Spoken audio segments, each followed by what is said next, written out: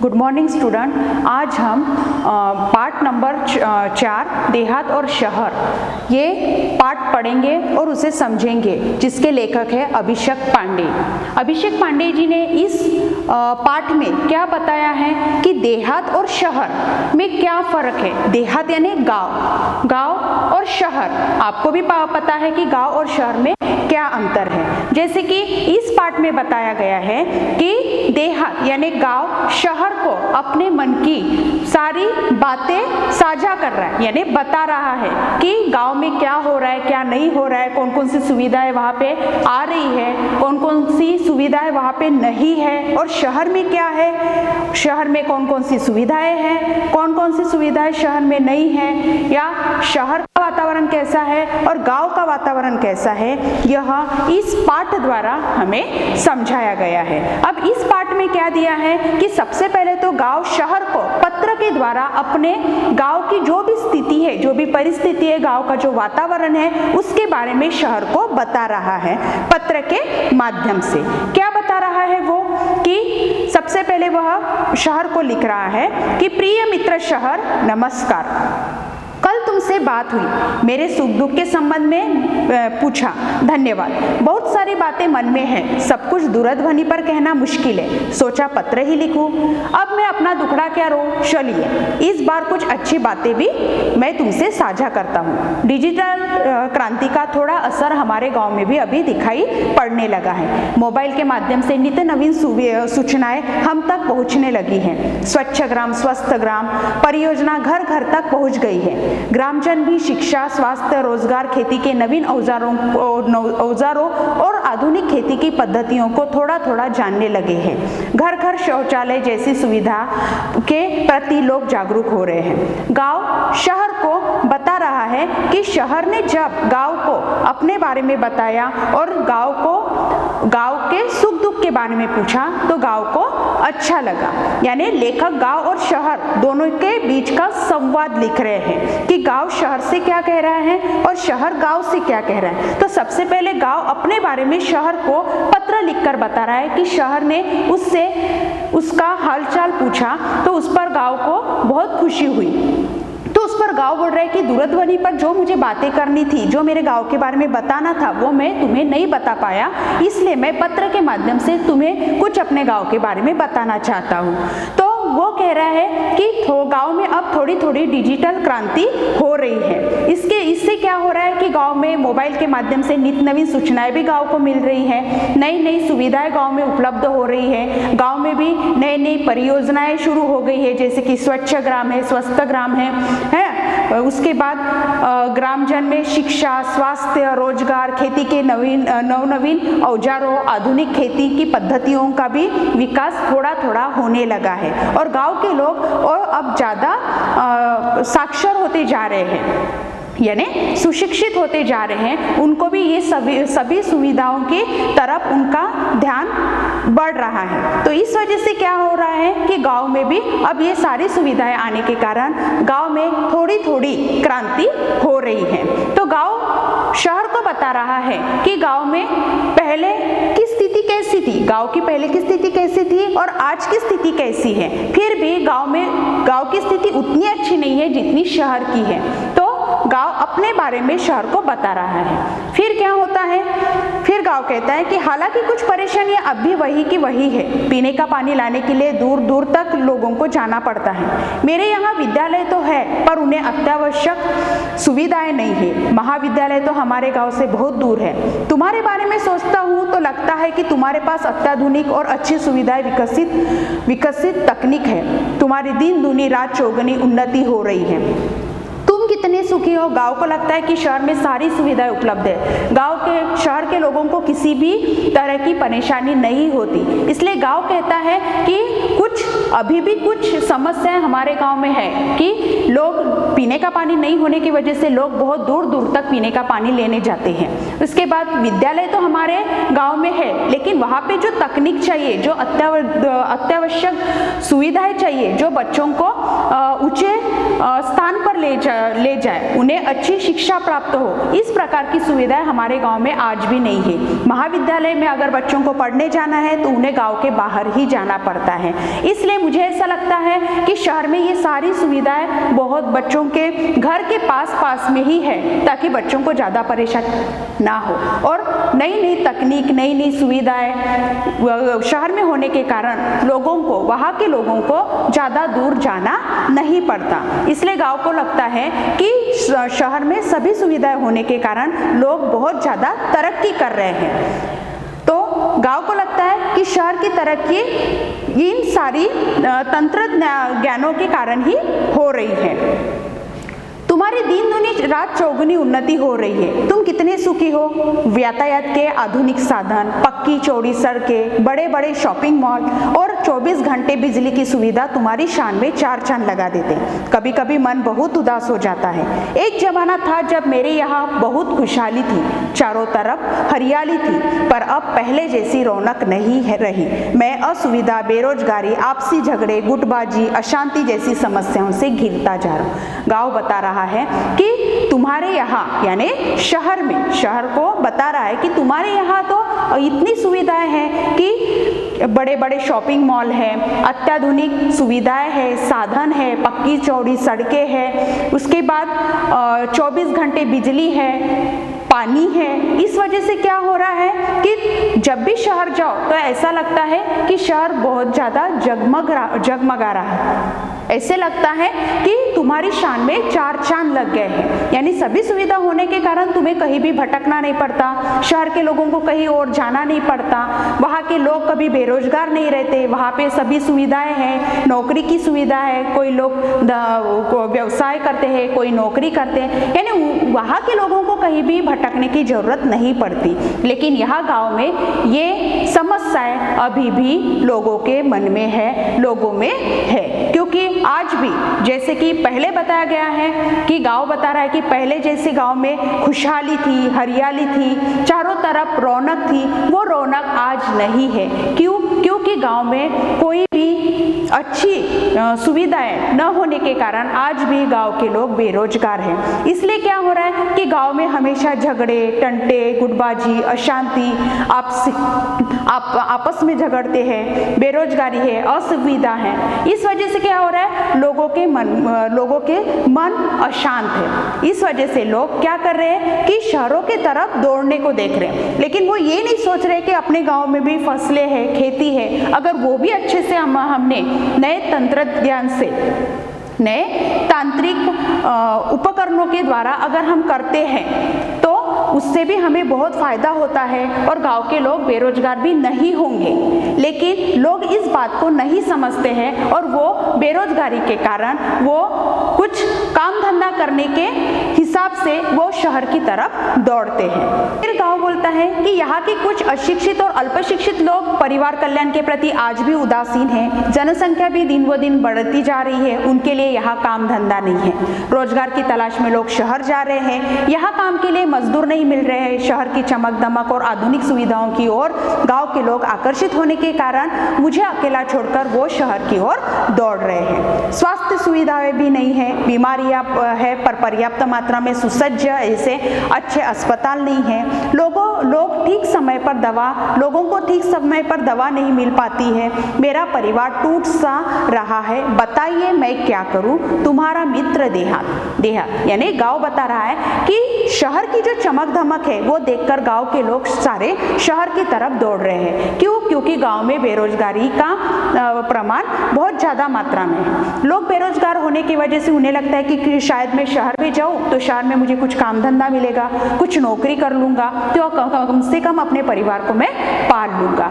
और यहाँ के लोग अल्पशिक्षित होने के कारण, अशिक्षित और अल्पशिक्षित होने के कारण यहाँ के लोग परिवार कल्याण के प्रति भी जागरूक नहीं है, उसके प्रति भी उदासीन है और जनसंख्या दिन ब दिन बढ़ती जा रही है। काम धंधा नहीं है, बच्चों को कैसे पाले, परिवार को कैसे पाले, इस प्रकार की समस्या उनके मन में होने के कारण वो रोजगार की तलाश में शहर की ओर दौड़ रहे हैं। यहाँ पे गांव की स्थिति ऐसी हो गई है कि सारे शहर की ओर दौड़ने के कारण यहाँ पे मजदूर नहीं मिल रहे हैं। शहरी चमक दमक और आधुनिक सुविधाओं की ओर यहाँ के लोग आकर्षित होने की वजह से सब लोग मुझे अकेला छोड़कर शहर की ओर भाग रहे हैं। अब यहाँ पे गांव में बीमारियां बहुत है, लेकिन उसके लिए जो पर्याप्त मात्रा में सुसज्ज और अच्छे अस्पताल चाहिए वो नहीं है, दवाइयाँ नहीं मिल रही है, जो भी उपचार करने की जो साधने हैं वो यहाँ पे नहीं है, ठीक समय पर लोगों को दवा नहीं मिलती।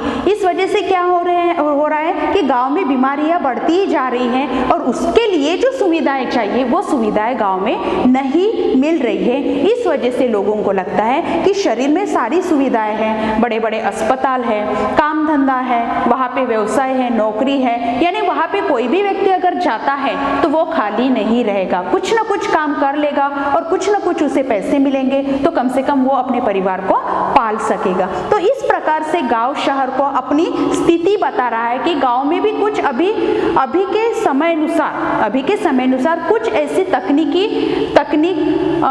यानी तंत्रज्ञान गांव में आ रहा है, लेकिन यहाँ के लोग जो है वो उसे समझ नहीं पा रहे हैं और उन्हें लगता है कि गांव और शहर में बहुत अंतर है, कि शहर में सभी सुविधाएं हैं और गांव में कुछ भी नहीं है। तो इस प्रकार से गांव ने शहर को अपने बारे में बताया। फिर क्या होता है कि उसके बाद शहर गांव को पत्र लिखता है कि गांव की सभी बातें शहर ने सुन ली, और फिर शहर गांव को क्या लिखता है कि गांव को ऐसा लगता है कि सच में शहर बहुत अच्छा है, शहर में सारी सुविधाएं हैं, वहाँ के लोग बहुत सुखी हैं, वहाँ के लोगों को सारी सुविधाएं मिल रही हैं और गांव के लोगों को कुछ भी नहीं मिल रहे। लेकिन गांव को ये भी नहीं मालूम कि शहर में क्या नहीं है,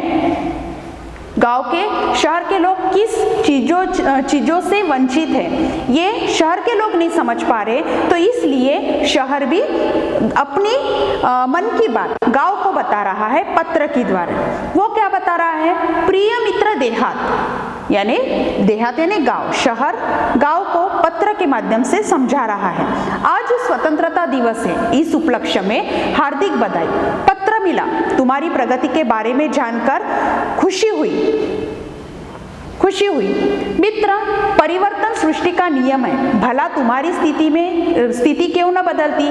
धीरे धीरे और भी विकास होगा, धीरे धीरे रे मना, धीरे सब कुछ होए, माली सींचे 100 घड़ा, ऋतु आए फल होए। यानी शहर ने गांव को लिखा कि आज 15 अगस्त है और मुझे तुम्हारा पत्र मिला, मैंने तुम्हारा पत्र भी पढ़ा, मुझे खुशी भी हुई कि तुम्हारे गांव में बहुत सारी यानी तरक्की हुई है और तुम्हारे गांव की भी प्रगति हुई है। लेकिन इसमें भी जो परिवर्तन हो रहा है वो सृष्टि का ही नियम है, यानी कुछ भी परिवर्तन अगर होता है किसी भी क्षेत्र में तो वो सृष्टि के नियम के अनुसार ही होता है। तुम्हारी स्थिति भी क्यों नहीं बदलेगी, जब सृष्टि में ये लिखा है कि परिवर्तन तो होना ही है, तो आज नहीं तो कल तो परिवर्तन होना ही है। हाँ, ये अलग बात है कि लोगों को वो बात समझ में नहीं आई या लोगों को वो बात बहुत देर से समझ में आ रही है, लेकिन उसने फिर ये भी कहा कि धीरे धीरे रे मना, धीरे सब कुछ होए, माली सींचे 100 घड़ा, ऋतु आए फल होए। इससे क्या साबित हो रहा है कि कोई भी काम धीरे धीरे ही आगे बढ़ता है, इसके लिए किसी को भी जल्दबाजी करने की जरूरत नहीं है। अगर आप जल्दबाजी में कोई भी काम करेंगे तो उसका हमेशा आपको नुकसान ही होगा। अगर उसका फायदा आप चाहते हो, उसका अगर आपको लगता है कि फायदा होना चाहिए, तो इसके लिए आपको थोड़ा सा धीर धरना पड़ेगा, थोड़ा सा इंतजार करना पड़ेगा। इसलिए शहर गांव को ये सारी बातें बता रहा है। फिर माना कि कुछ परेशानियां हैं, वहां के परिवार तेजी से मेरे यहाँ आ रहे हैं, परंतु यहाँ आकर भी सब कहाँ सुखी है, चिराग तले अंधेरा है। जिन बस्तियों में, जिन हालातों में वे रहते हैं, तुम सुनोगे तो और बेचैन और व्यतीत हो जाओगे। वह सबको कहाँ उपलब्ध है, तुम्हारे यहाँ से जो यहाँ आते हैं कई बार बाद में पछताते हैं। शहर गांव को बता रहा है, ठीक है तुम्हारी स्थिति मैं समझ रहा हूँ कि गांव के चमक धमक देखकर गांव के लोग शहर की ओर दौड़ रहे हैं और तुम्हें ऐसा लगता है कि ये लोग बहुत ज़्यादा शहर में सुखी है, लेकिन ऐसा नहीं है। तुम्हें शहर की स्थिति नहीं मालूम। यहाँ पे जो भी लोग गाँव से आए हैं वो यहाँ आकर भी सुखी नहीं है। यहाँ पे चिराग तले अंधेरा है, यानी लोग आ तो गए हैं लेकिन उनको आज भी काम धंधा नहीं है, कोई भी व्यवसाय वो नहीं कर रहे हैं, यानी यहाँ पे भी आने के बाद वो खुश नहीं है और उनके परिवार को वो नहीं पाल पा रहे हैं। इसलिए जिन बस्तियों में, जिन हालातों में वो रह रहे हैं, अगर मैं उनके बारे में तुम्हें बताता हूँ तो तुम्हें और दुख होगा, लेकिन मैं और क्या कहूँ। मेरे यहाँ की दिन ब दिन बढ़ती भीड़ से मैं परेशान हो उठा हूँ। जिस चमक दमक की बात तुम कर रहे हो वह सबको कहाँ उपलब्ध है। तुम्हारे यहाँ से जो यहाँ आ रहे हैं कई बार बाद में वो पछताते हैं। तुम्हें ऐसा लगता है कि शहर से जो लोग आए हैं यहाँ की चमक दमक देखकर वो लोग आज भी बहुत दुखी है। उनको यहाँ पे कुछ भी काम धंधा नहीं है। जिस स्थिति में, जिन हालातों में वो लोग रह रहे हैं, उनके हालात अगर तुम सुनोगे तो तुम्हें बहुत ज़्यादा दुख होगा, क्योंकि यहाँ पे आने के बाद लोग बहुत ज़्यादा पछता रहे हैं। मैं चाहता हूँ कि तुम अपने लोगों को समय रहते अपना महत्व समझाओ। छोटा परिवार, सुखी परिवार की बात अब उनकी समझ में आ जानी चाहिए। तुम उन्हें बुराइयों से दूर रखकर विभिन्न व्यावसायिक कौशल्य, कंप्यूटर संबंधी जानकारी विकसित करने की तरफ ध्यान दो। खेल तो ग्रामीण जीवन की आत्मा है। दौड़ना, तैरना, पेड़ों पर चढ़ना, उतरना तो वहाँ के लोग बच्चों की रग रग में रचा बसा है। आज कितने विख्यात खिलाड़ी गांव से ही आगे बढ़ रहे हैं। उनको प्रोत्साहित करना तुम्हारी नैतिक जिम्मेदारी है। खेल संबंधी मार्गदर्शन देकर हमारा देश अंतर्राष्ट्रीय स्तर पर प्रगति कर सकता है। अगर अपने गांव को एक परिवार समझकर उसे विकसित करने का प्रयत्न तुम्हें करना होगा। शहर गांव को समझा रहा है कि गांव के लोगों को यहाँ शहर में आने की जरूरत नहीं है, क्योंकि शहर में सबको लगता है कि शहर में सारी सुविधाएं हैं, लेकिन गांव के लोगों को ये बात समझ में नहीं आती। इसलिए गांव के लोगों को तुम्हें समझाना है कि छोटा परिवार, सुखी परिवार ही तुम लोगों को रखना है। अपने बच्चों को अपने बच्चों को शिक्षित करना है, उन्हें अशिक्षित नहीं रखना है। उसके बाद गांव में जो व्यावसायिक कौशल्य है, कंप्यूटर जैसे संबंधी जानकारी विकसित करने की तरफ लोगों को ध्यान देना है। यानी लोगों को ये सारी चीजें गांव में लाना है ताकि गांव के लोग सुशिक्षित बने रहे। उसके बाद खेल में तो ग्रामीण जीवन बहुत ज़्यादा आगे रहता है, क्योंकि गांव के लोगों को सभी प्रकार के खेल आते हैं, तो खेल में भी गांव के बच्चे आगे जा सकते हैं। उनको शहर आने की ज़रूरत नहीं है, क्योंकि विख्यात खिलाड़ी जो भारत देश में, अपने भारत देश में आज जो विख्यात खिलाड़ी बने हुए हैं वो गांव से ही बने हुए हैं। उनको प्रोत्साहित करना ही तो तुम्हारी जिम्मेदारी है। तो तुम गांव के लोगों को समझाओ कि आप अपने बच्चों को सुशिक्षित करो, उनको अच्छे खेल में डालो, उन्हें प्रोत्साहित करो। तो इससे क्या होगा कि गांव और ज़्यादा विकसित होगा। एक के कारण अनेक बच्चे, एक बच्चा अगर आगे बढ़ रहा है तो उसके पीछे 10 बच्चे जाएंगे। तो इसलिए तुम सब लोगों को प्रोत्साहित करो और उनको कहो कि आप अपने बच्चों को सुशिक्षित करो। नए नए जो तंत्र विज्ञान जो गांव में है या अभी आ रहे हैं, उनका तुम फायदा उठाना सिखाओ। इससे क्या होगा कि खेल संबंधी मार्गदर्शन देकर हमारा देश अंतर्राष्ट्रीय स्तर पर प्रगति कर सकता है। इससे क्या होगा कि हमारा देश अंतर्राष्ट्रीय स्तर पर प्रगति कर सकता है। अपने गांव को एक परिवार समझकर उसे विकसित करने का प्रयत्न तुम्हें करना होगा। गांव को शहर समझा रहा है कि तुम्हें क्या करना पड़ेगा कि गांव को एक परिवार समझना है और उस परिवार के लोगों को क्या क्या कार्य करना है, उन्हें कैसे आगे जाना है, उन्हें कौन कौन से उन्हें अपने बच्चों को कैसे पढ़ाना है, कैसे सुशिक्षित करना है, किस प्रकार से खेल में उनको आगे बढ़ाना है। इस प्रकार के कार्य करने का प्रयत्न तुम्हें करना होगा और अपने गांव के लोगों को तुम्हें समझाना होगा। तुम्हारी और मेरी समस्या का मूल कारण दिनों-दिन बढ़ती आबादी, अशिक्षा और गरीबी ही है, क्योंकि तुम अगर अपने गांव को नहीं संभालोगे तो आगे चलकर गांव और शहर में कुछ भी फर्क नहीं रहेगा। जबकि गांव में सभी सुविधाएं अब भी है, लेकिन गांव वाले उन सुविधाओं के बारे में नहीं समझ पा रहे हैं। इस वजह से क्या होगा कि कल चलकर गांव और शहर में कोई भी फर्क नहीं रहेगा और दिनों दिन आबादी बढ़ती जाएगी और बेरोजगारी भी बढ़ती जाएगी, लोग अशिक्षित रहेंगे और गरीबी भी वैसे ही बढ़ती ही जाएगी। मेरे यहाँ लोग रोजगार की तलाश में आना कम कर दें। तुम गांव वालों को सहकारी सहकारिता का महत्व समझाओ। सहकारिता पर आधारित छोटे छोटे व्यवसाय तुम अपने यहाँ शुरू करवाओ ताकि कृषि आधारित अनेक लघु उद्योग, फलोत्पादन, औषधीय वनस्पतियों की खेती, पशुपालन जैसे अनेक व्यवसाय शुरू किए जा सकते हैं। शहर गांव को समझा रहा है कि गांव के लोगों को तुम शहर आने के लिए रोक दो। उन्हें बताओ कि आप लोग अपने गांव में ही कुछ कृषि आधारित अनेक लघु उद्योग, फलोत्पादन, औषधीय वनस्पतियों की खेती, पशुपालन जैसे व्यवसाय शुरू कर सकते हो, क्योंकि गांव में वो सारी सुविधाएं हैं जो तुम कर सकते हो।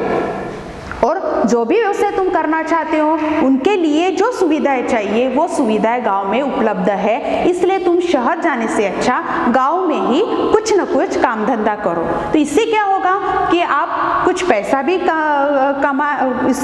कुछ पैसे भी कमाएंगे और अपने बच्चों को भी सुशिक्षित कर पाएंगे।